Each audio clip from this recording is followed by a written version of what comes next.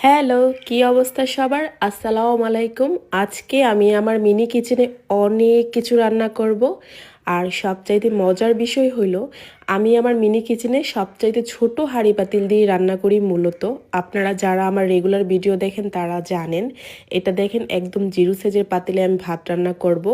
আর চুলাটাও কিন্তু জিরো সাইজের বলতে পারেন।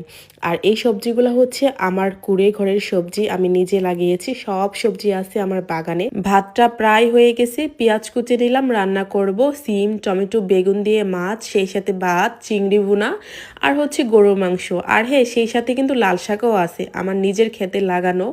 তো চিকন চালের ভাত হতে বেশি সময় একটা লাগে না। তো এখন ভাতের মার গেলে ফেলবো।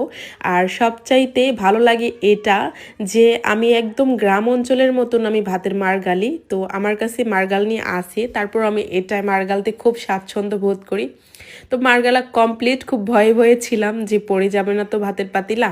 আর এই যে দেখেন একদম গ্রামের মতন করে আমি ভাতের মার গাললাম আর সব কিছু আয়োজন করে নিলাম। এখন রান্না চলবে। ফার্স্টে আমি হচ্ছে তরকারিটা বসিয়ে দিই, সুন্দর করে কষিয়ে রান্না করব।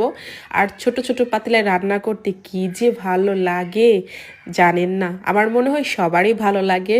তো বড় হয়ে গেছি অনেক, ছোট পাতিলায় রান্না করাটাও মানে কেমন একটা আনইজি ফিল লাগে। মিনি কিচেনে ভিডিও করা কতটা যে কষ্ট, হাত দিয়ে ধরা ধোয়া অল্প একটু জিনিস খুবই কষ্টকর। যারা মিনি কিচেন নিয়ে কাজ করে তারা বলতে পারবে। আর রান্নার শেষে যে কালি ধোয়া, এগুলা যে কতটা কষ্টকর। তো যাই হোক, আমি এখন মশলা দিয়ে নিব একটু একটু করে। এগুলা রেসিপি দেখানোর মতন কিছুই নেই, এটা সবাই জানে। কিন্তু তারপর সকল আয়োজন করে রান্না করাটা যে কতটা আনন্দের, যারা মিনি কিচেনের ভিডিও করে তারাই জানে। আর রান্না শেষে যে কালি, হাতে কালি পায়ে কালি সবখানে শুধু কালি আর কালি। আর পাতিলাগুলো ধোয়া অনেক কষ্টকর। আমার মিনি কিচেনের ভিডিওগুলা সবাই অনেক পছন্দ করে। শত ব্যস্ততার মাঝেও আমি ভিডিও করি, রান্নার ভিডিও।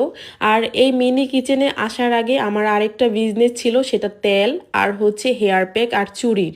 সেখানেও সময় দিতে হয়, তাই সময় কুলাতে পারি না, তারপরও চেষ্টা করি। আর আমার তেল আমি নিজে তৈরি করে থাকি, সেটা আমি 45টা উপাদান দিই অর্গানিক।